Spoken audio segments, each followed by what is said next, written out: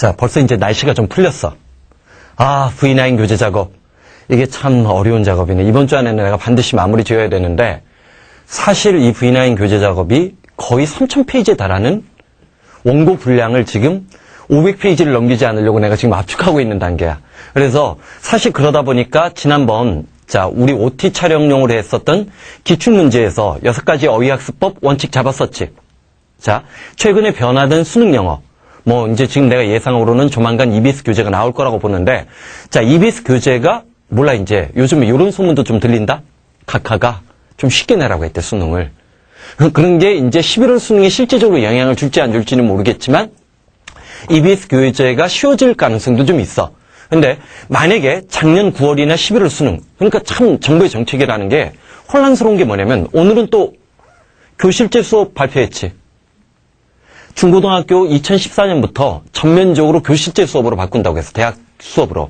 그렇게 되면 국영수가 심화학습을 하게 돼 있어요. 전체적으로. 그러니까 현 정부가 갈등을 하고 있는 게 그거야.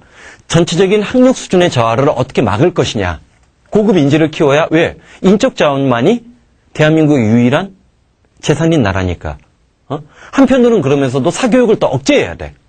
그 양면을 다 채우려고 하다 보니까 어려운 면이 있는데, 지난번에 원래 챕터 1은 촬영을 했었어. 근데 그 촬영을 내가 교재를 전체적으로 압축하는 과정 속에서 교재 자체가 좀 바뀌기 때문에 챕터 1을 다시 촬영 들어가는 거야. 자, 봐봐. 6가지 어휘학습법이 뭐라고 했어? 일단, 자, 어휘력과 단어를 외우고 있다는 것은 전혀 다른 영역이야. 사실 우리가 중학교 때까지만 해도 너 그 단어 알아? 그게 상대방이 영어를 잘하느냐 못하느냐를 판가름하는 기준이 될 수 있었어. 하지만 이제는 아니야. 응? 내가 알고 있는 단어에 배신당할 수도 있고, 모르는 문맥에서 모르는 단어가 나왔을 때 대처하는 능력. 내가 항상 얘기하는 거지만 고등학교 이상 영어 공부에서 가장 중요한 능력은 뭐냐면, 모르는 단어가 나왔을 때 반가워해야 돼. 드디어 나왔다! 이걸 한번 글의 흐름에서 추측해봐야지. 언어 영역에서 우리가 모르는 단어가 나왔을 때 일일이 다 사전 찾지 않고 문제를 풀듯이, 물론 단어를 외우지 말란 얘기가 아니야. 자, 단어 학습하면서도 이런 원칙이 삼투압돼야 돼. 그래서 문맥 추론 강조했고, 어원을 생성하고 만들어내는 연습, 그냥 어원을 외우는 게 아니라고 했어. 어원을 통해서 어근이나 접두사나 접미사를 통해서 자, 단어를 형성하고 생성시키는 어원 생성법을 배워야 된다라고 얘기를 했고, 자, 3번째 뭐 배신 영단어 조심하자라고 했지. 4번째, 테마별로, 소재별로 글이 바뀌어졌을 때 그 소재의 문장 속에서 삼투압되는 테마별 영단어 학습법 잡아줘야 된다고 했어. 그다음, 이어 동사, 동사 뒤에 전치사나 부사가 붙었을 때 어려워지는 거, 이런 거 우리 또 잡아줘야 된다라고 얘기를 했었지. 자, 이런 식의, 자, 한 가지가 기억이 안 나네, 갑자기. 한 가지가 뭐야? 내가 배신 영단어 얘기했었잖아. 문맥 추론했고. 제일 중요한 거, 요즘에 제일 중요한 거, 첫 번을 빼먹어야지. 자, 아마 이번 V9 교재도 마찬가지야. V9 교재도 단어의 사전적 의미뿐만 아니라 문맥상 의미로, 왜냐면 글이 추상화되고 논리적 구조를 띠게 되면 내가 알고 있는 기본적인 단어들이 그 이상의 뜻으로 사용되는 거. 그런 사전적 의미와 문맥상 의미를 연습하는 훈련으로, 자, 잡혀 있어. 한번 교재를 봐봐. 지금 당장 교재가 안 나왔기 때문에 여러분들은 일단은 프린트를 출력을 해봐야 되는데, 자, 5페이지를 보면 기본 단어의 예문이 하나나 두 개나 많은 경우에는 5개, 6개까지 길어지는 경우도 있어. 왜냐면 예문을 길게 했던 이유 중에 하나는 뭐냐면, 자, 분명히 아마 V9 교재가 나오면 전부 다 그런 것도 물어봐. 표제어가 몇 개냐? 표제어 숫자가 중요한 게 아니야. 예문의 수준이 중요한 거지. 예문에서 기본적으로 듀오의 발상법이라고 있잖아. 중요한 문장에 여러 단어들이, 외워야 될 단어들이 포함시키게끔 만드는 연습. 단어는 항상 문장 속에 들어가 있을 때만이 그게 의미 있는 단어 학습법이 되는 거라고. 응? 그래서 자, 일단 예문이 있고 거기 다음에 A, B, C나 D가 그런 것들이 있어. 즉 주어진 단어에 문맥상의 뜻이 A나 B나 C 중에 어떤 것이 옳은지 고르는 거야. 각 챕터는 기본적으로 10개의 단어들이 포함되어 있지만 사실 챕터별로 기본적으로 포함되어 있는 어휘들은 200개에서 300개 수준이 넘어갈 수도 있어요. 자, 그래서 자, 한번 1번부터 먼저 들어가자고. 그래서 예습을 할 때는 기본적으로 예습법은 뭐다? 사전을 찾지 말고 주어진 표제어를 자, 그 아래에 있는 예문들이 있어. 그 예문들을 진짜 열심히 독해야 돼. 응? 이거 독해책이 아니야. 독해 연습 아니야. 하지만 독해 연습과 단어가 맞물릴 때만이 실제로 그게 진짜 어휘력이 되는 거야. 자, 단어장하고 단어책은 구별하자라고 얘기했어. 전 세계적으로 유명한 단어책들은 전부 다 나와 같은 발상법으로 만들어. 응? 이 교재를 만들 때 최소한 대한민국에도 워드 스마트 같은 그런 교재 한 권쯤은 나와야 되는 시기가 되었다고 생각하는 거야. 그런 역사적 전통을 이어가려고 만들어준 거고 진짜 아마 이 교재가 정식적으로 나오게 되면 대한민국 뒤집어지게 돼 있어요. 자, 그만큼 나도 자, 내 혼을 쏟아부으면서 만든 교재야. 자, 1번. 자, defeat라는 단어가 나왔어. 두 개의 기본 예문이 주어져 있지. 자, 두 개의 기본 예문을 강의를 듣기 전에 반드시 챕터 하나나 두 개는 무조건 예습하라는 거야. 응? 자, 봐봐. 우리가 defeat라는 단어가 나왔어. 자, 첫 번째로 이 단어를 끄집어냈을 때 예전에 V9 교재도 첫 번째 단어를 내가 defeat를 했어. 왜 그랬을까? 얘가 실은 배신 영단어 계열이야. 다이어가 아니야. 자, 일단 D 앞에 붙어 있는 걸 우리는 접두사라고 해. 접두사 D는 우리가 느낌적으로 봤을 때 긍정적이야, 부정적이야? 접두사는 긍정, 부정 방향인데 우리는 얘가 부정적이란 짐작을 하고 들어간단 말이야. 그게 망하는 지름길이에요. defeat는 자, 명사로 사용될 때는 패배야. 근데 지금 두 개의 예문이 있지. 두 개의 예문에서 defeat는 동사야. 자, 한번 이거 물어보자. 바돌이란 단어가 있어. 바돌하면 무슨 뜻이 떠올라? 괴롭히다라는 뜻이 떠오르면 망하는 지름길이야. 응? 사건 중심의 일화체. 자, 형제지간의 관계 또는 자매관계는 관계가 나왔을 때는 바돌이 괴롭히다야. 사실 그럴 때는 앞뒤 문맥에서 우리 뇌가 바돌을 신경 쓰지 않고 내적으로 처리해버려요. 하지만 바돌 뒤에 투부정사가 나오는 논설문과 설명문 계열이 되면 바돌은 예쓰다, 노력하다라는 뜻이 돼. 마찬가지야. 일드란 단어가 있어. 자, 바돌은 괴롭히다라는 뜻과 애쓰다, 노력하다는 긍정과 부정으로 오가고 있지. 자, 일드도 마찬가지야. 봐봐. 생산, 산출하다라는 뜻도 있지만 똑같이 동사로 양보, 굴복하다라는 뜻이 있어. 생산, 산출하다는 것은 긍정적 이미지지만 양보, 굴복하다라는 뜻은 뭐가 되는 거야? 부정적 이미지를 갖고 있지.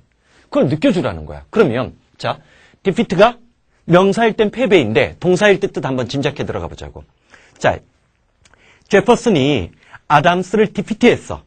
프레지던시 대통령 자리를 놓고 경쟁을 벌였는데 제퍼슨 대통령이 아담스를 이겼다는 얘기지. 잠깐만. 명사일 땐 패배인데 동사일 땐 뭐야? 자, 내가 이기다라는 뜻을 너무 일찍 얘기해줬다. 아담스는 left town. 자, live. 떠나다, 출발하다, 물려주다, 내버려두다, 놔두다라는 뜻이 있는데 나중에 그건 저절로 이제 그런 다이어들은 외워져. 아담스는 마을을 떠나버렸어. 뭐 하기 전에? inauguration 중요 단어야. 파란색 표시돼 있지? 너희들이 책으로 받을 때는 파란색으로 표시돼 있어. inauguration, 취임식이야. 취임식이 있기도 전에 마을을 떠나버렸어. 자, 힘은 누구겠어? 제퍼슨이겠지. 제퍼슨과 악수도 하지 않고 마을을 떠나버렸다라고 했으니까 당연히 누가 이긴 거야? 제퍼슨이 이긴 거지. 즉, 명사일 땐 패배이지만 동사일 땐 승리하다, 물리치다라는 뜻이 되기 때문에 조심하라는 거야. 자, 그 다음 두 번째 예문 한번 보자고. 두 번째 예문도 아주 좋아. One of the charm of a novel. 자, 그 소설이 갖고 있는 charming, 매력이지. 매력 중에 하나는 대절 이하의 사실인데, 가일리스에다 형광펜칠해. 가일리스에다, 자, 이때 가일리스에도 형광펜칠하고, 자, 보자고. 얘도 마찬가지야. 자, 아이고, 미쳤어.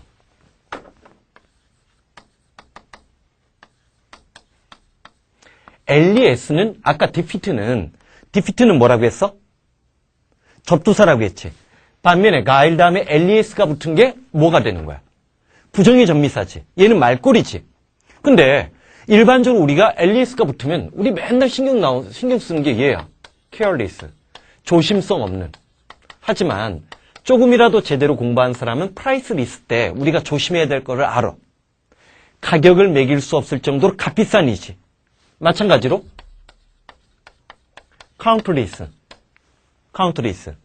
일반적으로 접두사가 단어의 긍정, 부정을 판단하는 데 도움이 되고 전미사는 품사적 판단을 하는 거. 문장에서 그 단어가 동사로 사용되느냐, 명사로 사용되느냐, 형용사로 사용되느냐 판단하는 데 도움이 되고 이런 경우에는 긍정과 부정의 이분법이 판단이 되지만 자, 우리 이거 조심하라고 6차, 7차 수능영어에서 계속 시험 문제 냈어.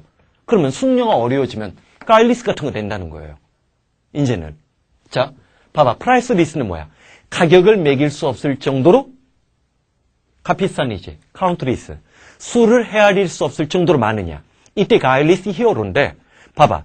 그 소설의 매력 중에 하나는 가일리스한 주인공이 매니지트 그럭저럭 간신히 뭐뭐 해내다야. 조심해. 관리하다 경영하다가 아니야. 그럭저럭 간신히 자 스키밍이라는 단어가 나오는데 스키밍 우리 스케줄이라는 단어 알지? 일정이나 계획이야. 거기에 스킴이 나오면 이게 계획이야. 스키밍은 약삭빠른이야. 약삭빠른이고 자 빌런이라는 단어에다가 별표 5개 쳐. 이거 발음 조심해. 빌런이야 빌런. 악한이야 악당이야. 자 아주 계획적인 악당을 디피트 가까스로 물리치는 것이 그 소설의 장점이라고 했지. 그러면 자 대조추론이 돼서 가일리스는 뭐야? 순진하고 순박한하고 순수한이야. 엘리에스가 붙었지만 긍정적 이미지지. 자 6, 7차 때 계속 이렇게 나오면 참 나는 그 이해가 안 가는 거야. 시험 어려워졌다는 얘기는 전부 다 하면서 왜 강의는 옛날하고 똑같이 해들? 강의 레벨도 올라가야지 빨리. 응? 가일리스. 자 그러면 디피트는 물리치다 패배하다는 뜻이지. 그치? 그럼 A, B, C 중에서 누가 정답이 돼야 돼? A번이 정답이 되지. 자, 가일리스 오른쪽에 아트리스가 보이지. 아트가 예술, 미술, 기술이라는 뜻이 있단 말이야. 자, 예술이나 미술이 없는이 아니라 기술이나 기교를 전혀 발휘하지 않은 순수한, 순진한, 순박한 아트리스, 가일리스. 이런 거 조심해 주는 거야. 두고 봐. 가일리스하고 아트리스 수능 특강이나 빠르면 3월, 4월, 6월, 9월 이때 나와요. 자, 이런 단어들. 학습법이 중요한 거야. 자, 활용법 때문에 밑에 있는 2개의 예문은 뭔가 얘기를 해줄게. 문제는 2개의 예문으로 끝났지. 근데 그 밑에 2개의 예문이 있어. 자, 두 번째 예문에서는, 자, 그 밑에 있는 예문에서 칼 포퍼의 글이 나오는데, 나치즘 and 파시즘. 나치즘과 파시즘은 thoroughly 중요 단어야. 도, 뭐뭐에도 불구하고도 아니고, 수루, 뭐뭇을 통해서도 아니야. 자, 지금 나온 게 누구야? through지. 얘는 형용사로 철두철미한 완전 아니야. 여기에 LI가 붙어서 부사가 된 거지. 자, 나치즘과 파시즘은 완전히 비트가 물리치다 수송태니까 물리침을 당한 거 격퇴되었어. 그러나 I must admit 나는 인정할 수밖에 없어. Their defeat. 여기서 명사로 사용된 거지. Their 다음에 defeat가 나왔으니까 자, 파시즘과 나치즘의 패배지. 자, 나치즘의 패배는 더즈남이 뭘 의미하고 있는 것은 아냐? 바바리즘. 야만성과 브루탈리티. 자, 브루탈리티 잔인함이야. 잔혹함이 완전히 디피티드. 여기 수동태가 되면서 물리쳐진 것은 아니다. 디피트는 승리하다, 이기다, 물리치다지. 자, 같은 예문인데 같은 문장 내부에서도 디피트가 명사일 땐 패배, 동사일 땐 물리치다, 이기다라는 뜻으로 사용된 거지. 그치? 자, 그 다음 밑에 있는 예문도 봐봐. 자, V9의 최고의 장점은 예문 속을 하나씩 꼼꼼히 따져보다 보면 반드시 여러분들이 기적적으로 어휘력이 대한민국에서 최고로 강해져. 그리고 V9 강의 듣고 나서 웬만한 토익, 토플, 탭스 시험을 봐도 어휘가 부족하다는 것은 그렇게 약점인데 드러나지 않을 거야. 자, 봐봐. 자, in a desperate attempt. 자, 절망적인 필사적인이지. 필사적인 노력. keep from에 밑줄 치고 keep from은 뭐야? 막다 말리다야. 자, keep 동사 다음에 prevent A from B 구조만 외우지 말고 keep 다음에 A from B가 나오면 A가 B하는 걸 막다 방해하다야. keep from도 막다야. 패배를 막기 위한 필사적인 노력에서 he reluctantly 그는 억지로야. reluctantly 억지로 promise 약속을 했어. 자, 뭐를? wholesale reform of the constitution. 자, wholesale이란 단어. 이것도 사전적 의미가 뒤틀리는 거야.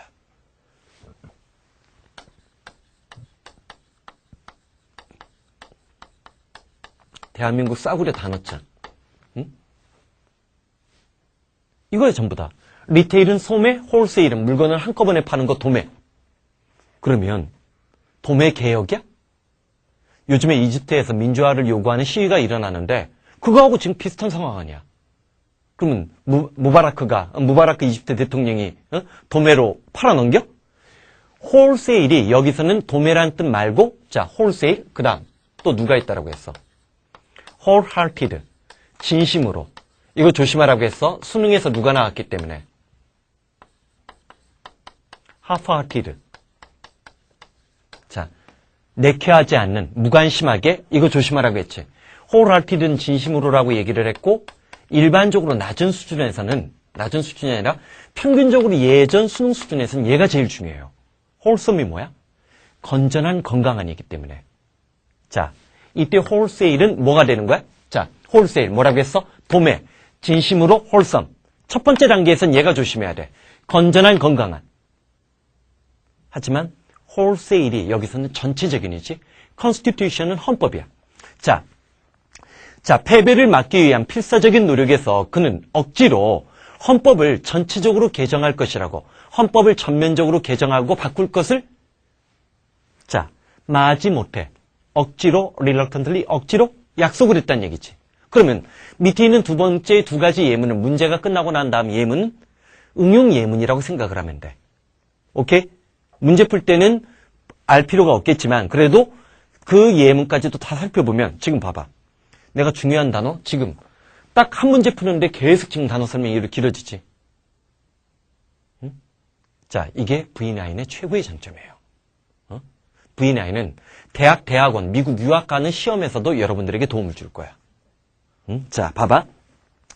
abstract라는 단어가 나오는데 얘는 어근적인 거야. 어근적인 건데 자, 일단 예문 3개 보자. 첫 번째, 나중에 우리가 될 수 있으면 이 V9 강좌가 40강 내외에서 40강 좀 넘어가더라도 그 수준에서 끝내려고 노력을 하기 때문에 예문을 일일이 다 해석하지는 않을 거야, 나중에는.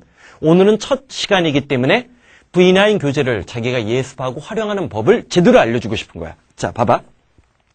데드즈 페인팅. 아버지의 그림은 모두 다 abstract하다라고 했어. 그럼 이건 단정적인 말이잖아. 그럼 그 뒤에 부연 설명이 따라 나와.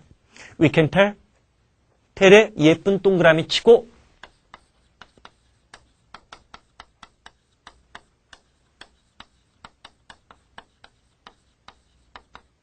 이거 뭐야?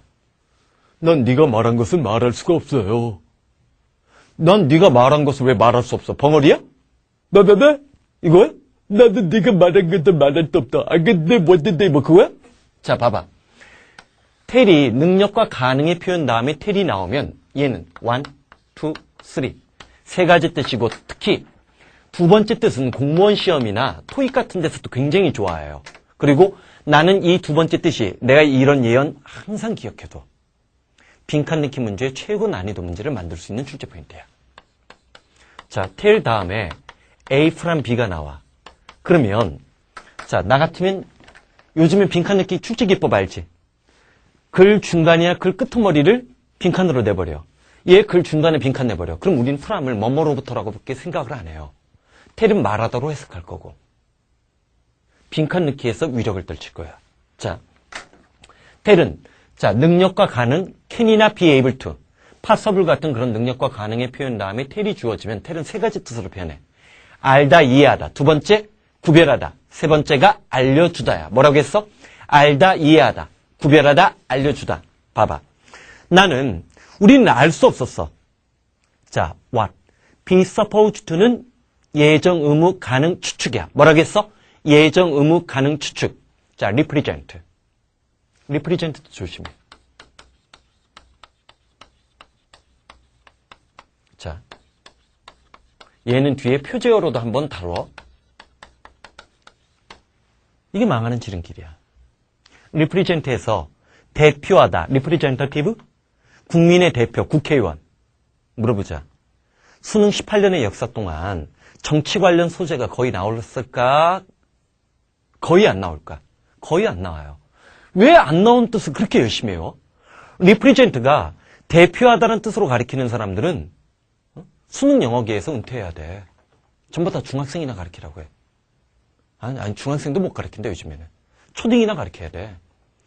자, 수능 영어가 추상화되고 논리화되고 되면 represent는 자, 무슨 뜻? 재현하다라는 뜻이 제일 중요해요.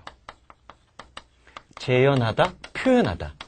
예술 작품이 인간의 심리 상태를 겉으로 드러내게끔 어떤 창작물로, 예술 창작물로 드러내고 재현하다, 표현하다. 그 뜻이 제일 중요해요. 그 뜻을 안 가르쳐주는 선생님들은 수능계에서 은퇴해야 돼. 응? 유치원에서 영어 유치원 차리고 애들이나 I'm a boy, you are a girl 이러고 놀아야 돼. 자, 여기도 마찬가지야. 아버지의 그림은 모두 다 업스트랙트했기 때문에 우리는 그 그림들이 도대체 뭐를 나타내고 뭐를 표현하려고 하는지 무엇을 표현하는지 알 수 없었다지. 아버지 그림이 업스트랙트해서 그럼 원인 분석을 하는 거야, 논리적으로. 그 다음, 두 번째는 크리스토퍼즈 디렉션. 자, 디렉션즈 역시 형광펜치라고. 디렉션은 뭐야? 방향이야. 하지만 S가 붙었을 때는 지시사항이 돼요. 지시사항이야. 자, S에다 동그라미 치고 그의 집에 대한 크리스토퍼의 지시사항은 so abstract. 너무나 abstract했기 때문에 소대 구문인데 대시 생략된 거야. We are lost for 2 hours. 우린 2시간 동안 집을 찾아서 길을 헤매고 길을 잃었다. Be lost. Lose one's way. 길을 잃어버렸다는 얘기지. 그러면 자, 두 개만 갖고도 답은 골라지지. 즉 V9이 자, 표제어가 있어. 그러면 여기에 예문들이 있는데 기본적으로 앞에 있는 하나나 두 개는 요 문제를 A, B, C로 되어 있는 문제를 풀 수 있게끔 쉬운 예문을 가급적 선택을 했어. 그렇지만 후반부 예문은 자, 거의 원서에서 찾은 예문이에요. 원서에서 심리학이든지 철학이든지 사회학이든지 과학책이라든지 그런 책에서 전부 다 찾아가지고 즉 우리가 딴 단원에서 배운 단어라든지 앞으로 배울 단어들이 이 안에 많이 녹아 들어가 있고 이 소재가 또한 출제 가능성이 있게끔 만들려고 노력했어. 그래야 실전에서 단어장에서 외운 단어책에서 외운 단어학습이 파괴력을 갖고 영향력을 발휘해요. 그렇지 않으면 그냥 시중에 싼 단어장 하나 사가지고 열심히 외우는 게 최고지. 어? 뭐하러 내가 단어 강의하겠어. 응? 그것도 웃긴 게 뭔지 알아? 어? 애들이 그래요. 수능 영어 공부하는 애인데 무슨 단어 강의 들을 필요가 있냐고. 나중에 대학생 이상들이 영어 공부하는 사이트 가봐요. 제일 많이 나가는 강좌가 단어 강좌예요. 응? 문법? 거의 듣지도 않아요, 문법은. 문법을 배우는 애들은 주로 그걸로 배우지. 스피킹 때문에. 스피킹 연습을 하기 위해서 문법을 배우는 거지, 뭐, 끊어읽기 그런 걸로 공부하는 거 아니야. 어? 자, 봐봐. 자, 그러면 세 번째 예문이 좋은 예문이란 얘기지. 길이가 벌써 다 됐지. 어? 자, 봐봐. 자, abstract expressionism. 자, A, B, C 중에서 다 고르면 complete. 완벽한이고 이거 아니지. B가 제일 가깝겠지. 이해하기 어려운. abstract는 뭐야? 추상적인이라는 말에서 난해한, 어려운이란 뜻이 있어. 판독하기 어려운. 자, 레퍼블 하면 웃을 수 있는, 웃음이 나올 수 있는 거니까 이건 아니고 B번 정답인데. 자, 세 번째 예문 봐봐. 추상표현주의는 a type of art. 예술의 한 종류로서 그 예술에서 in which artist, 예술가들은 express. 여기 express. 아까 represent가 뭐라고 했어? 재현하다, 표현하다라고 했지. 예술가는 자신의 영혼 속에서 떠오르는 걸 뭔가로 표현을 해. 자기 자신과 그녀 자신을 순수히 자, through the use of form of color. 자, 뭐를? 형태나 어떤 색깔의 사용을 통해서 순수하게 형태나 색깔만 이용하는 거야. 형태나 색깔만 이용해서 자기 자신을 표출하는 것을 우리는 뭐라고 해? 추상표현주의라고 해. 자, 그래서 그 추상표현주의는 이은 abstract expressionism을 받고 있는 거지. 자, 그래서 non-representational. 이게 무슨 말이야? 대상을 반영하지도 않고 대상을 represent, 표시하지 않는다는 거야. 어떤 특정한 대상을 나타내지 않아. 즉, 오하는 즉 다시 말해서 non-objective. 이때 객관적인이라고 하면 틀린단 말이야. object라는 명사가 있는데 이게 철학이나 자 이번에 이 책을 만들면서 경찰대뿐만 아니라 한국예술종합학교의 본고사 시험 문제에서도 예문과 거기 나오는 어휘 수준을 다 연구했어요. 거기를 다 하면서 한예종 경찰대 예문도 이 책에 일부 수록된 것도 있지만 한예종 예문도 일부 내가 수록을 했어요. 그런데 어제 그제 참 비극적인 소식을 하나 내가 들어가지고 한예종 출신의 그 시나리오 작가 굶어서 죽었잖아. 32살의 여자애가. 이게 대한민국 스타 마케팅이 이런 비극을 초래한 거예요. 영화 하나 찍을 때 배우들 몸값이 얼마 되느냐도 중요하지만 난 종종 그런 거를 내가 옛날에 한때 영화 시나리오에 대해서 잠깐 공부를 한 적이 있었기 때문에 아는데 미국은 천재적인 시나리오 작가가 투출한을 하면 걔가 감독 바로 다음으로 돈을 많이 받아요. 근데 우리는 그런 예술가의 창의력을 죽여버리는 거야. 우리나라 같이 자본주의가 발달한 나라, OECD 어쩌고 저쩌고 하는 나라가 그런 정책 하나 제대로 못하면서 뭐 종편, 종합방송을 몇 개 이상 만들겠다. 웃기지 말라고 해. 나라가 썩어가고 있는 거예요. 자, object가 객관, 대상, 삼을, 목적이라는 뜻이 있어. 뭐라고 했어? 객관, 대상, 삼을, 목적. 그래서 non-objective 하면 비객관적인이 아니야. 여기서는 대상을 반영하지 않는, 실체가 없는 그런 뜻이야. 자, 실체가 없는 것으로, 자, 실체가 없는 예술로 그것이 의미하는 것은 봐봐. 곧장 나오지. Actual object represented. represented가 뒤에서 앞에 있는 object를 꾸며주면서 뭐가 되는 거야? 후치수식을 하지. 자, represent 뭐라고 했어? 재현하다, 표현하는, 나타내는 어떤 실제적 대상이 존재하지 않는 거란 얘기지? 쉽게 얘기하면 추상표현주의는 추상주의를 얘기하는 거라는 거야. 자, 여기서 이제 어근을 정리하자고. 어근은 뒷부분에 다 모았어. 얼마 전에 설 전에 내가 시안을 두 번째로 올렸을 때는 1단원 밑에 원래 이제 그때까지만 해도 챕터 1 뒤에다가 접두사 총정리해주고 그 다음에 챕터 2 뒤에다가 어근 총정리해주고 그 다음에 챕터 3 뒤에다가 어미 총정리해주려고 했는데 자 어차피 50챕터로 줄이면서 어원을 자동으로 복습하는 복습 프로그램은 다 뒤로 빼버릴 거예요. 그냥 숙제 프로그램으로 너희들이 언제든지 풀 수 있게끔 나중에 강의가 다 끝나고 나서 복습용으로 뒤에 한 3, 40페이지 분량이 복습용 챕터가 만들어질 거야. 근데 그쪽 뒤로 다 빼고 이 중간중간에 어원을 반복적으로 총정리하게끔 만들었어. 왜? 어원을 그러니까 능률 영단어의 약점이 뭐냐면 그게 어원을 한 300개 이상 가르쳐요. 그러다 보니까 5번 이상 돌리지 않으면 외워지지가 않아요. 근데 단어책 하나로 고3 시절에 5번 이상 돌린다. 그렇게 시간이 남아도나? 그거 아니거든. 그래서 어원을 반복하는 기법으로 자, 각 단원의 중요 어원 단어들을 적절한 위치로 배치를 해. 그리고 예문 속에 또 그 어원이 반복이 돼. 그럼 저절로 외워지겠지. 중요 어원들이. 자, 봐봐. 트랙이라는 단어가 있어. 트랙이라는 단어는 자, 트랙이라는 어원은 말 그대로 잡아당기다야. 그래서 우리가 오알이 여기서 뭐야? 트랙터라고 옛날엔 소가 쟁기를 끌고 잡아당겼단 말이야. 그 역할을 대신하는 게 트랙터야. 트랙터야. 그래서 자, 우리 제일 많이 보는 단어 트랙이 있어. at은 어떤 한 점을 나타내는 거고 한 점으로 시선을 끄는 거야. 내가 길거리 지나가면 사람들이 나를 쳐다보잖아.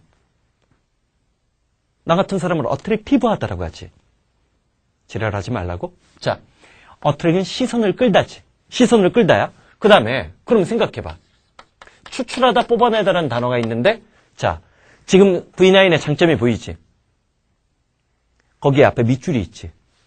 그러다 보면 너희들이 단어 생성법, 어원을 이용한 단어 생성법을 숙달되게끔 만들어주는 거야. 이 X는 바깥쪽이야. 바깥쪽으로 끄집어내는 거 추출하다 뽑아내다라는 뜻이 되지.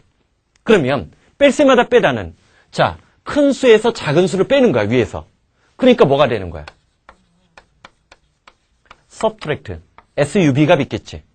뺄 때마다 빼다가 되는 거야. 그 다음, 자, 수축, 응축하다는 앞에 접두사 CON이 붙는데, CON이 붙어요. 자, 봐봐.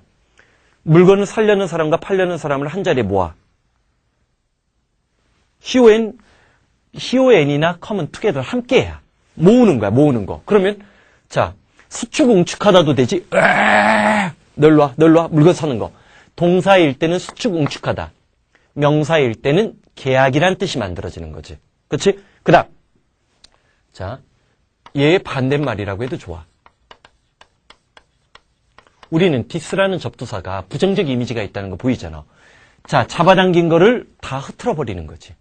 산만하게 하다, 방해하다. 자, 저걸 준비 아니라 전투 준비. attract, 시선을 끌다. extract, 추출하다, 뽑아내다. subtract, 뺄 때마다 빼다. contract, 수축, 응축하다, 명사로 계약. 뭐라고 했어? 수축, 응축하다, 명사로 계약. distract, 산만하게 하다, 방해하다. 오케이? 자, 오른쪽에는 자, 테마별 영단어를 한번 정리했어. 테마별 영단어 정리했는데 영어적 설명이 쭉 있어. 그래서 얘는 간단하게 뜻만 확인하고 가르쳐 줄 거야. 나중에 이게 시간 부족하면 어차피 정식으로 나오는 출판 교재는 밑에 다 이 단어들에 대한 뜻을 집어넣는 방식을 취할 거기 때문에 밑에 아래쪽 하단에 다 포함될 거야. 여기서는 간단하게 시간상 뜻만 빨리 가르쳐 줄게. 1번. 추상 표현주의 아까 얘기했었지? 자, abstract expressionism 추상 표현주의야. 자, 그다음 calligraphy. EBS 교재에서도 몇 번 이 단어가 나왔어요. calligraphy. 엔제 300제인가 200제 그런 데서 나왔던 걸로 기억하는데 calligraphy가 뭐야? 서예야, 서예. 또는 글씨를 잘 쓰는 사람 달필. 자, 그다음 bird eye view 이게 뭐야? 맥주 버드와이저랑 아무 상관없어. 자, 새가 위에서 아래를 내려다보는 거야. 조감도라고 하지. 건축 모형 같은 거 만들 때, 자, 건축을 입체적으로 표현하는 거. 위에서 아래를 내려다보게끔 만드는 거. 조감도라고 얘기하는 거 잡아주고. 4번은 거의 외래어가 우리말로 왔지. caricature. 이게 뭐야? 뭐 사람을 정치가 같은 유명한 사람들을 좀 과장되게 그리는 그림. caricature. 풍자 만화라고 해도 좋고 그냥 영어식으로 캐리커처라고 해도 돼. 그 다음. 자, ceramics. 이게 뭐야? 이 단어 중요해. 아까 얘기했던 캘러그라프보다 훨씬 더 중요해. 도예야, 도예. 도자기로 뭐 만드는 거. ceramics. 자, 도예라는 거 챙겨주고 클래시컬 하면 조심해. 클래시컬이란 단어 CAL이 붙었단 말이야. 자, 여기 봐. 일반적으로 이렇게 AL이 붙으면 우리 어떤 얘기했어? 단어의 말꼬리 이거를 전미사라고 한다라고 했지. 단어의 저 뒷부분에 붙는 것을 우리는 전미사라고 얘기를 하는데 그러면 얘는 이제 어근이야. 우리가 이제 어근이라고 얘기를 하는데 전미사는 대체로 긍정 부정보다는 뭐? 품사를 결정해줘. 응? 클래시컬이 나오면 우리는 마치 얘가 뭐? 형용사일 거라고 생각해. 자, 누구도 마찬가지야. objective가 나오면 객관적인만 떠오른단 말이야. 자, 그거로 또 당한 것 중에 또 누가 있어? characteristic. IC로 끝나니까 얘도 형용사라고 생각해. 하지만 각각이 다 명사가 돼. 클래시컬 하면 얘가 뭐야? 클래식 음악을 명사로 지칭할 수 있어요.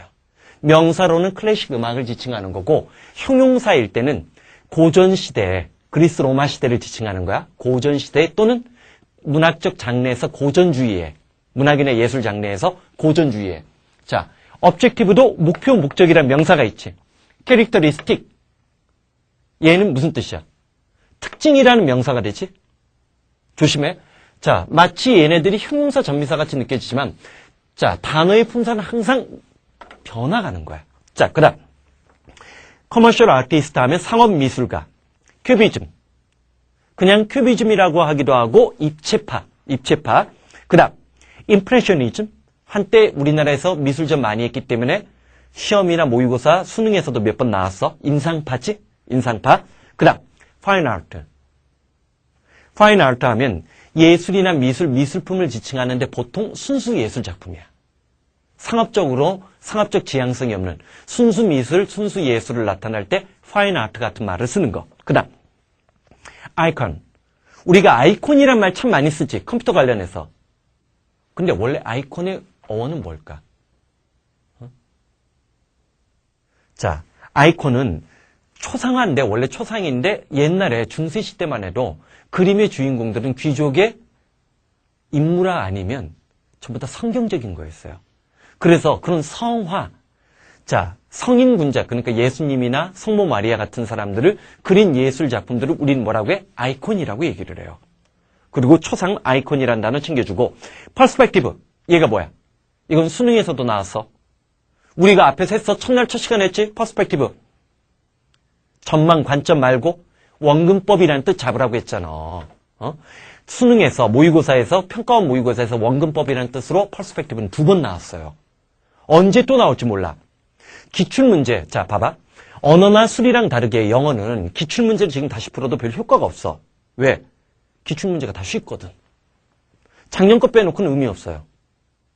재작년 것까지 정도는 의미가 있을지 모르겠지만 근데 만약에 그래도 지금 영어 공부가 약한 사람들은 내가 기출문제를 풀라고 내가 권장을 하잖아. 그 이유는 뭐냐면 기출문제에서 나왔던 단어나 소재적인 특징, 구문적인 특징, 문법적인 해석 요령의 특징 이런 것들은 어려운 시험 문제에서도 그대로 나타날 가능성이 있기 때문이야. 물론 더 어려운 수준으로, 높은 수준으로.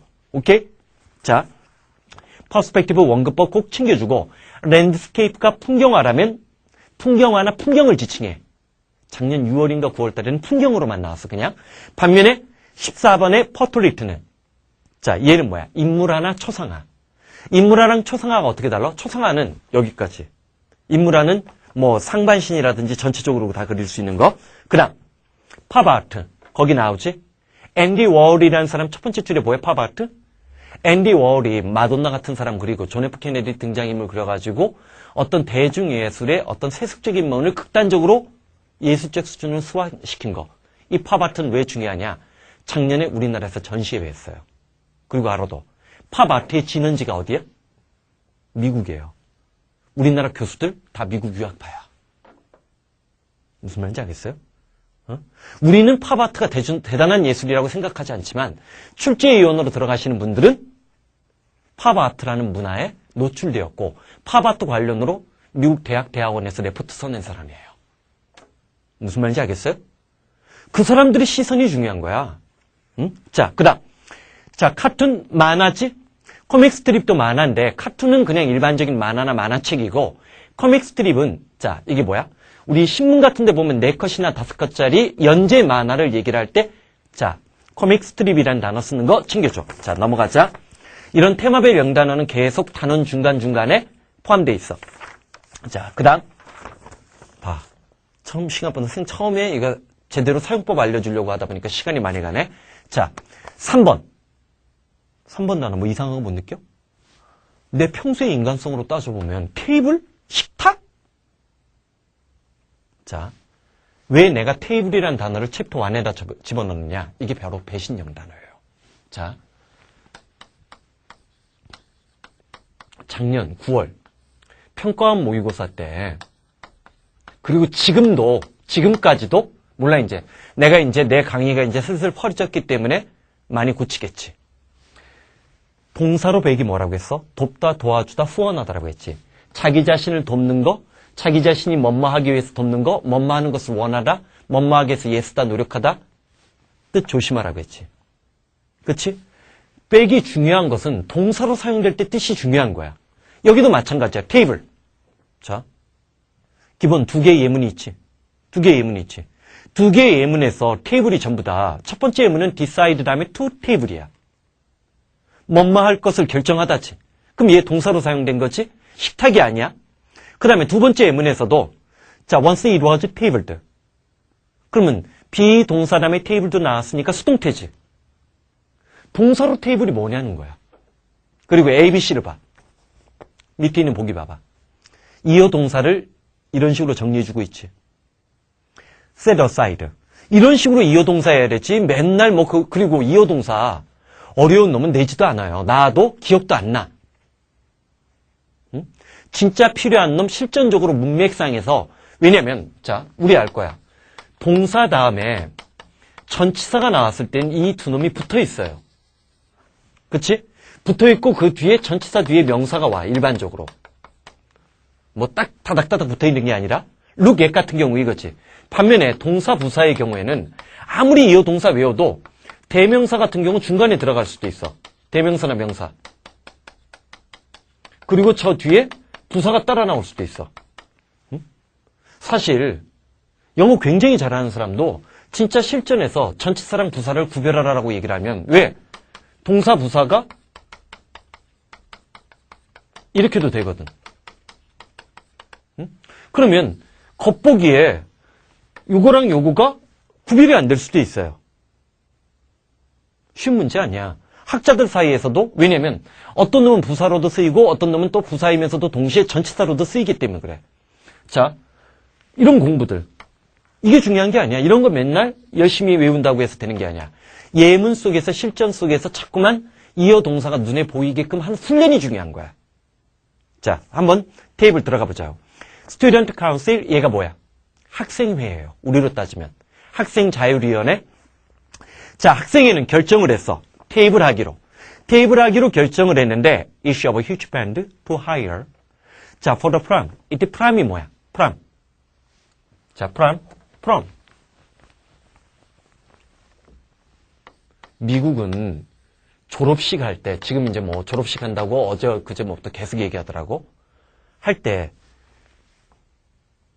졸업 무도회를 하지. 거기서 남자 여자가 만나서 결혼으로 꼴이 나고 굉장히 중요한 행사야.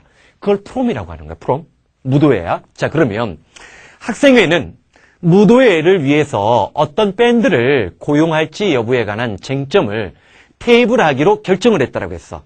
based on. 뭐에 기반해서? 자, more information. 추가적인 정보를 얻을 필요성에 기반해서 어떤 밴드를 무도회에서 졸업 파티에 고용하고 채용을 할지에 대해서 그 결정을 뭐 한 거야? 추가적으로 더 정보를 얻기 위해서 미룬 거지. 미루다지? 자, 동사로 테이블이 미루라는 뜻 조심하라는 거야. 이게 배신 영단어야. 두 번째 예문에서 배신 영단어 하나 찾아봐.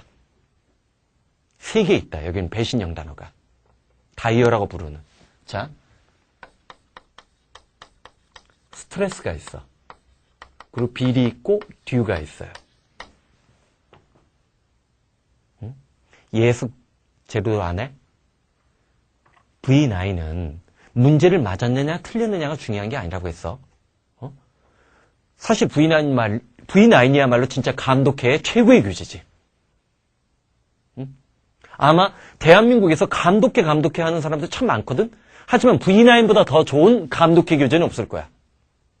응? 대충 봐서 답은 그 예전에 V9을 만들었을 때도 보면 단어는 몰라도 답은 잘 찍어요. 그러니까 V9의 감독회 교재는 대한민국에서 최고지. 응? 근데 자, 스트레스, 빌, 듀. 명사로 스트레스는 우리가 알고 있는 그냥 스트레스지. 동사로 스트레스가 뭐야? 동사로 스트레스는 강조하다야. 빌 무슨 뜻? 집회가 있어. 영수증이 있어. 영수증 고지서 청구서가 있어. 봐봐. 집회가 되든 영수증 고지서 청구서가 되든 다 종이지. 그러다 보니까 법안을 내는 거 법안이란 뜻이 있어요. 자, 집회, 영수증 고지서 청구서 법안. 뭐라고 했어? 집회, 영수증 고지서 청구서 법안. 듀. 자, 듀가 서술, 보호로 사용될 때는 대체로 뭐야? 지불 기한이 된, 마감 시한이 된, 뭐 그런 뜻으로 많이 쓰이고, 듀 데이트가 되면 예정일 마감 시한이 돼요. 근데 여기도 지금 뭐가 나왔어? 듀 다음에 누가 나왔어? 프로세스가 나왔지. 얘도 앞에서 얘를 꾸며주는 거야. 이때 듀는 지불 기한에 마감 시한에란 뜻이 아니라 due to의 뭐뭐 때문에도 아니야. due process 하면 적당한 과정, 적당한 절차야. 자, 보자고. Early in the year. 자, 올해 초반에 그 담당 부서는 스트레스 강조를 했어요. 뭐를? 그 법안. 쉼표 사이에 있는 거 원스는 일단 그것이 파르라먼트 의회에서 미뤄진 거지. 의회에서 심사나 또는 결정이 미뤄졌기 때문에 일단 미뤄지고 난 뒤에 그 법안은 서브젝트에다가 물개무늬 밑줄 치고 오른쪽 박스 보이지? 자, 6차 수능 때 가장 어려웠던 수거 중에 하나를 고르라고 하면 얘야. 내 기억에 수능 첫 해인가 두 번째 해에 나왔어요. 그리고 7차 때도 또 부활을 했어요. 사실 우리 대한민국에서 영어 공부하는 애들 치고 수거책 따로 열심히 외우는 애들 없어. 하지만 조심해. 9월 평가원 30번 문제가 있어요. 빈칸 넣기. 1번부터 5번까지 보기에 전부 다 수거가 있었어요. 그러더니 11월 수능에 수거 레벨이 예년 수준에 비해서 좀 높게 올라갔어. 응? 교과서 수준의 수거 이상으로 올라갔다는 얘기야. 그래서 이번에 V9을 만들면서도 수거를, 전투적인 수거들, 꼭 외워야 될 수거를 본문 속에 담느라고 지금도 교재 작업 중인 거야. 그거 생각보다 쉽지 않다. 어? 너희들은 교재 왜 빨리 안 나오냐고 지금 난리치는데 3,000페이지가 넘는 교재 분량이야. 참고한 영어책만 해도 500권 가까이가 돼요. 예문을 따면서. 응? 그리고 3,000페이지 최초의 원고 작업을 한 거야. 그거를 지금 500페이지 안 넘기고 400페이지 안팎에서 어떻게 좀 끝내버리려고 책을 압축하고 있다면 이걸 버릴까 말까, 이 예문을 버릴까 말까, 이 예문이 진짜 정말 효과 있는 예문인데, 단어를 외우는데 짱인데, 응? 그리고 너희들도 그래. 왜 연구원들 안 써요? 연구원들 중에 나보다 수능 영어에 대해서 정확하게 이런 시험 문제가 나올 것이라고, 이 예문을 응용한 시험 문제가 나올 것이라는 예감력과 판단력을 갖고 있는 사람이 대한민국에 있어? 재작년 9월 달에도 영어가 어려워질 거라고 두려워했던 유일한 사람이야. 응? 그리고 나서 논리독해 준비했던 거야. 작년에 9월달, 6월달, 9월달 이후 철학적이고 논리적인 걸 조심하자라고 주장했던 사람도 유일하게 나야. 대한민국에서. 응? 무슨 말인지 알겠어요? 그런 예지력과 판단력을 갖고 있는 게 나밖에 없는데, 응? 그 무슨 수로 그거를 남한테 넘겨? 그러면 자, 연구원들 쓰면 어떻게 되는 줄 알아? 연구원들을 쓰면, 말은 편하지. 아니, 나도 이제 조만간 이제 연구원들 쓰고 그런 시스템은 도입할 거야. 하지만 그 사람들이 할 수 있는 역할은 아주 제한적인 거야. 책이 저열해져요. 책 수준이 내려가. 옛날에 송성문 선생이 성문종합영어 할 때 연구원 썼는 줄 알아? 그러니까 성문종합영어가 20년 넘게 장수한 거예요. 김용로 선생이, 내가 대한민국 영어 사교육의 최고 거봉이라고 평가하고 있는 김용로 선생이 원고 제자들하고 함께 작업한 적은 있어도 원고 하나하나 자기가 다 검토했기 때문에 영어순례라는 책이 30년 넘게 베스트셀러가 된 거예요. 그거는 쉬운 문제가 아니에요. 그걸 명심하라고. 자, 이 수고는 진짜 중요한 수고야. 멋멋에 걸리기 쉽다, 당하기 쉽다. 그러면 자, 봐봐. 자, 올해 초반에 그 부서는 대절 이하의 사실을 강조했어. 그 법안이 일단 의회에서 보류되었기 때문에 그 법안은 아마도 due process, 적절한 절차를 밟아야만 한다는 거지. be subject to가, 자, 아까는 뭐라고 했어? 사람이 주로 나오면 멋멋에 걸리기 쉽다, 당하기 쉽다지만 적절한 절차를 받아야만 한다는 것을 강조했다는 거지.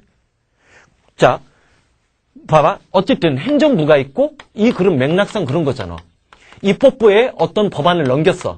하지만 입법부가 심의를 보류해서 다시 행정부로 되돌렸기 때문에 적당한 절차를 밟아야 되는데 그 적당한 절차가 뭔가 봐봐. 자, 거기에는 authority 30일 동안의 public comment, 여론을 수렴하는 거야. 여론을 수렴해야 되는데 여론 수렴 기간이 있는데 우리말도 이런 말 쓰지. 이거를 사전적으로 해석해봐. 공공 커멘트, 공공평을 받는 기간. 여론 수렴 기간인데 인발빙이 또 붙었어. including 다음에 인발빙이 또 나왔지. 거기에는 또, 자, 이 여론 수렴에는 뭐가 포함되어 있냐면 public hearing이 뭐야? 공청회예요, 이게. 공청회야. 이렇게, 자, 단어장이 되면 안 된단 말이야. 단어책이 돼야지. 오케이? 자, 어쨌든 그러면 그리고 나서 밑에 이어동사. 자, 셋이, 자, 봐봐. A, B, C 중에서 사실은 C번이 제일 어려울 수가 있어. 근데 셋은, 자, 얘가 뭐야?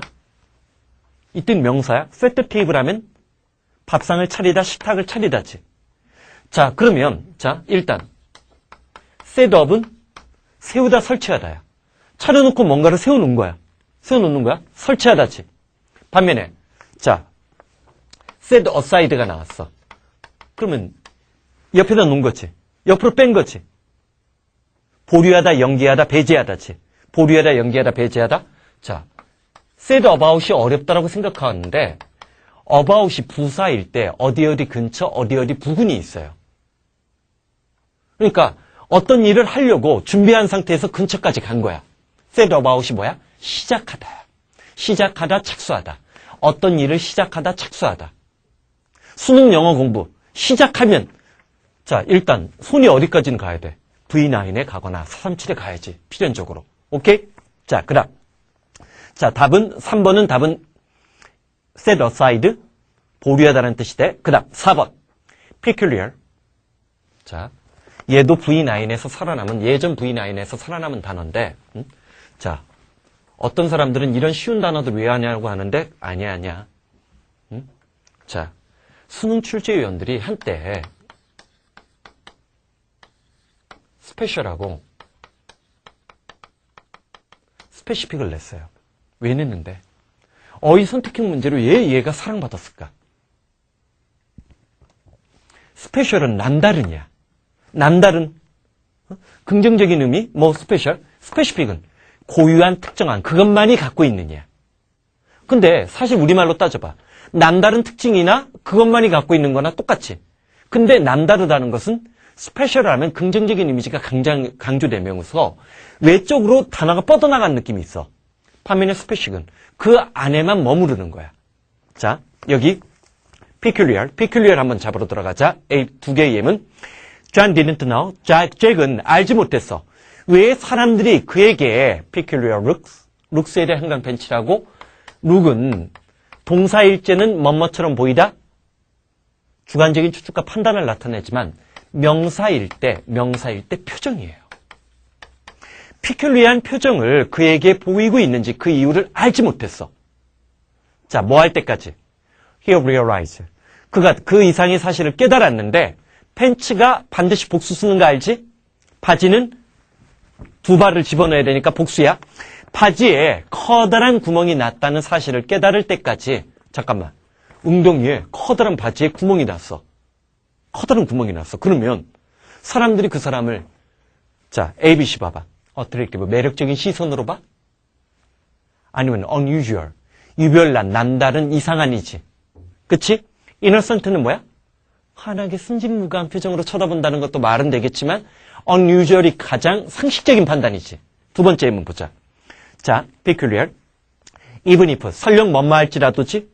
with succeed, 두가 강조해 두야. 우리가 실제로 giving accurate은 정확한이야. 정확한, 항상 명심해. 정확한이라고 할 때 correct가 떠오른다. 중딩이야. 아니다, 요즘은 초딩 수준이다. 그 다음에 exact가 알았다. 역시 중딩이야. 고딩 수준이 되면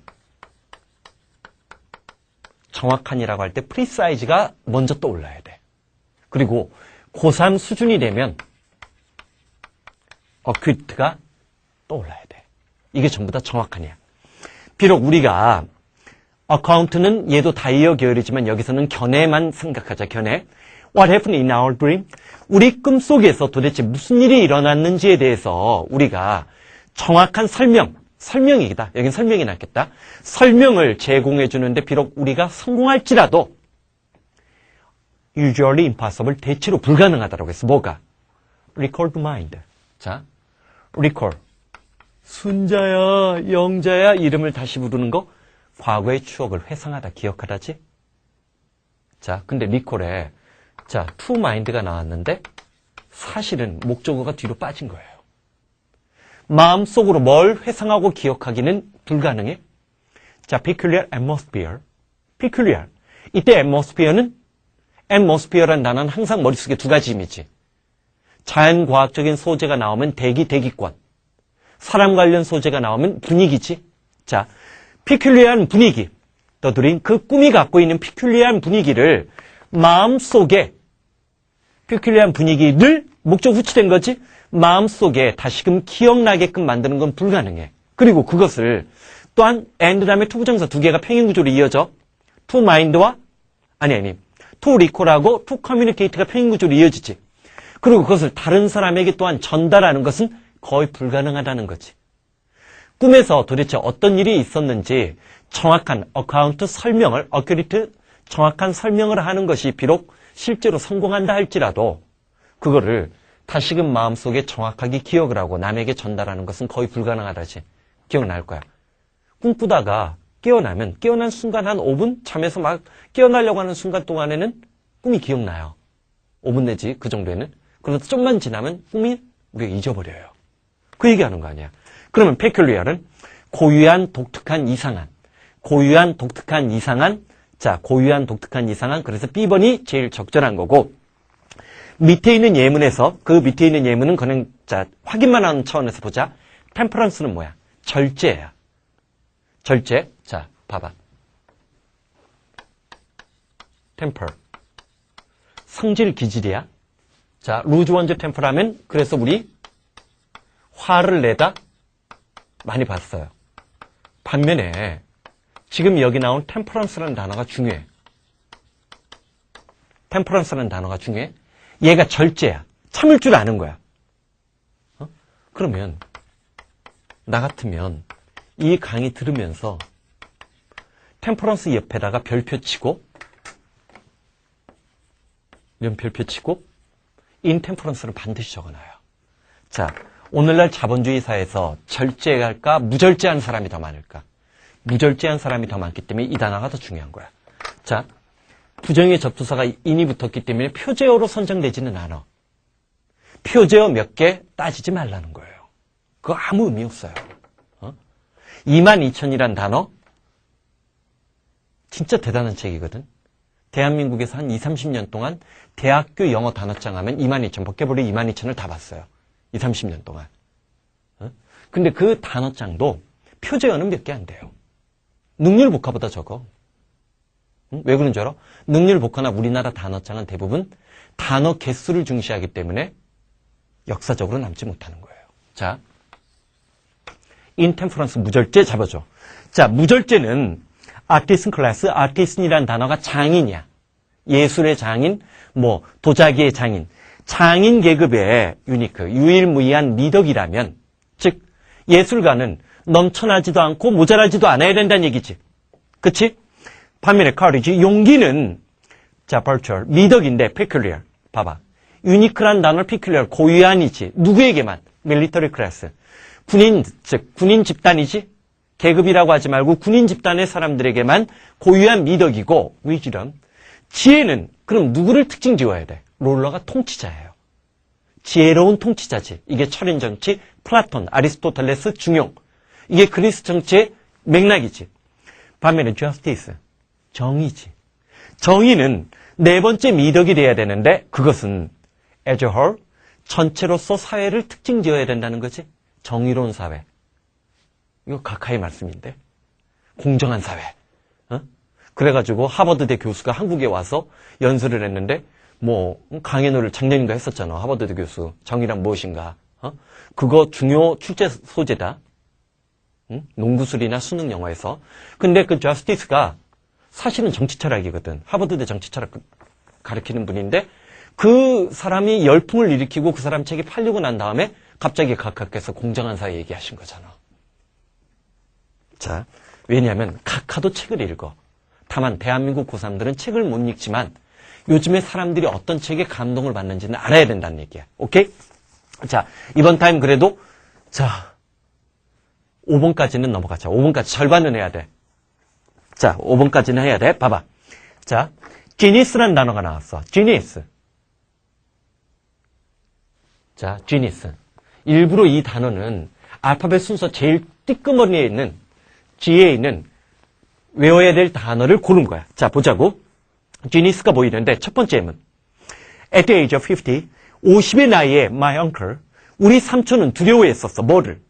그는 벌써 genius of his life, 자신의 삶의 genius를 벌써 지나쳐버렸다고. 자, 그러나 자, 잘 봐봐라. 연결사는 벗을 썼지. 근데 사실 이 예문에서는 동어반복이야. 우리가 문맥 추론을 할 때 비교 대조의 기법을 쓸 수도 있고 원인 분석 인과관계를 따질 수도 있어. 그 다음에 동어반복 구할 수도 있고 예시를 통해서 답을 고를 수도 있고 전체적인 상황에서 유추할 수도 있어. 근데 봐봐. 이때 벗을 썼지만 at the age 52. 자, 52의 나이에 아버지는 자, the best. 최고의 절정기가 is yet to come. 이때에선 아직이야. 아직 오지 않았다고 생각한다는 거지. 그러면 지니스가 뭐야? 역접을 썼지만 지니스하고 똑같이 동호반복의 전술을 썼지. 이런 것들을 연습해 놓고 나면 빈칸 넣기도 쉬운, 즉 어려운 문제에 강해지려고 하는 V9 강자가 된다는 거야. 그 다음, 자, Unlike Huntington, 자, 사무엘 헌팅턴이야. 문명의 충돌이란 유명한 책을 쓴 사람인데 헌팅턴과 다르게 그러면 헌팅턴의 관점에 대해서 비교 대조하면서 잠정적으로 반박하고 비판하겠지. 이렇게 문맥 추론을 하라는 거야. 자, 그러므로 헌팅턴과 다르게 그러므로 I maintain, 이때 maintain이 유지하다가 아니라 이때 maintain은 뭐야? maintain이 유지하다는 것은 내신의 아주 싸구려 단어장이고 maintain이 적어도 수능 수준의 단어장에선 주장하다라는 뜻이 무조건 나와야 돼. 봐봐. 나는 그러므로 주장을 했어. Clashes of Civilization, 문명의 충돌은 their peak, 정점에 도달했다지. 지니스도 정점인데 여기 피크를 또 썼어. Age of Imperialism, 임페리얼리즘이 뭐야? 제국주의. 일본 제국주의라고 하잖아.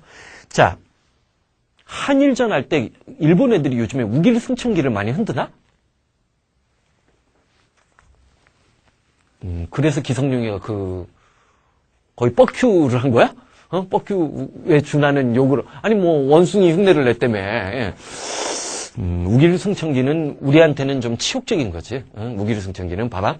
헌팅턴과 다르게 나는 문명의 충돌은 제국주의 시대의 정점에 도달했다는 거야. 그리고 그 제국주의 시대의 정점은 어느야?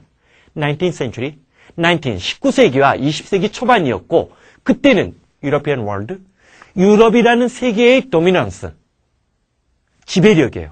도미넌스. 자, 도미네이션, 도미네이트, 지배하다. 우리 이거 킹덤 기억나잖아. 얘는 어근적으로 나중에 또 나와요. 응? 자, 킹덤. 왕이 지배하는 거. 이게 옥덤 중에 제일 큰 왕덤 얘기하는 거 아니라고 했잖아. 자, 유럽 세계의 지배력이 지니스. 정점에 도달한 시점이었다는 얘기지. 그리고 나서는 자, 제국주의, 국가와 국가, 문명과 문명 간의 충돌은 약화되었다는 얘기겠지. 반면에 사무엘 랭턴은 그 문명의 충돌이 오히려 더 절정에 도달한다라고 얘기했으니까 자, 그다음 예문 봐봐. 자, 지니스. 사실 정답은 C번으로 벌써 결정되지. 하이스트 포인트라고. 자, 봐봐. language instinct. 자, instinct가 무슨 뜻이야? 언어 본능이야. 근데 언어 본능이란 말은 심이 나왔어. 주관적인 추측과 판단인데 jarring. 삐그덕거리는. 자, 삐걱거리는. 그렇게 원래 이제 이때 jar은 이 jar이 단지 항아리 그릇이야. 그릇 깨지는 또는 아귀가 맞지 않는. 나는 그 말이 더 나은 것 같아. 자, 그릇이 깨지면 깨진 것을 부어놨을 때 들기에 싫은, 껄끄러운, 삐그덕거리는 뭐 그런 뜻으로 하는데 자, 아귀가 맞지 않는. 자, 서로 조각이 맞지 않는. 봐봐. 랭귀지 인스팅크트란 말은 아귀가 맞지 않는 것처럼 여겨진다고 했어. 어떤 사람들. 랭귀지, 언어라는 것이 genius of human intellect, 인간 지성의 정점이라고. 즉 언어야말로 인간과 다른 동물을 구별하는 호모 사피엔스 종이 갖고 있는 독특한 특징이라고 믿고 있는 사람들에게는 아귀가 맞지 않는 것처럼 보여져. 왜냐면 그 사람들은 인스팅크트, 본능을 뭐라고 생각해? 짐승, 브루트 임펄스. 짐승들이 갖고 있는 충동으로 간주하고 있어서 compel. 자, compel, 강요하다야. 그것도 중요 단어야. 그 본능은, 짐승적인 본능은 furry and feathered zombie. 좀비가 뭐야? 공포영화에서 나온 좀비. 여기는 지금 비유적 표현을 썼어요. 이게 Language Instinct라는 미국의 유명한 책이고 출제 가능성 높은 소재가 많이 담겨져 있는 책이기 때문에 내가 이 책에서 예문을 뽑았는데 약간 비문이 하나가 있어. 이게 문법적으로 설명이 안 되더라고. 봐봐. 자, 그 짐승적인 본능은 펄이 뭐야? 털이지. 털이 수북하고 feather, 깃털 달린. 털이 있는데 어떻게 깃털이 또 있어? 말도 안 된다는 거야. 말도 안 되는 좀비가 댐을 건설하거나 fly south는 뭐야? 지금 말이 안 되지. 말이 안 되지. 이게 뭐냐면 털이 달린 그 미국의 그 유명한 그 동물 중에 수달 비슷하게 생겼는데 미국 영화에 항상 나오는 수달 비슷한 어떤 동물이 있어요. 그 동물이 항상 자기의 den을 지어요. 비버. 비버 같은 거는 털이 달렸지. 털이 달렸으니까 육상동물이야. 반면 나르는 새는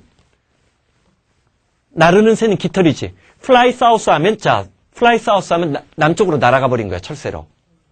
근데 여기 봐봐. 자, 털 달리고 동시에 깃털이 있는 좀비. 자, 앞뒤가 안 맞는. 왜냐면 랭귀지 자체가 최고의 인간적인 상징인데 인스팅크트라는 단어는 뭐란 얘기야? 동물적인 거지. 그래서 앞뒤가 안 맞는, 아귀가 맞지 않은 그런 좀비가 자, 댐을 건설하고 이때 댐은 뭘 건설했다는 거야? 사실 이게 내가 지금 이해가 안 가는 게 뭐냐면 원문이 오화가 들어가 있거든? 근데 이 오화가 없어야 말이 돼요. 자, 댐을, 즉 자기 그 수달처럼 집을 짓고 그 다음에 어느 순간 날아서 남쪽으로 날아가 버렸다는 거야. 잠깐만, 철새가 그러니까 이런 좀비는 현실 속에 가능하다는 거야, 불가능하다는 거야.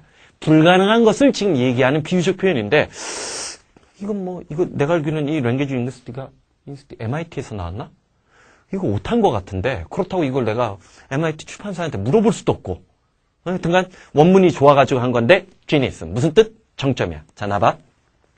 자, 생각보다 V9이 복합적인 걸 얘기하지.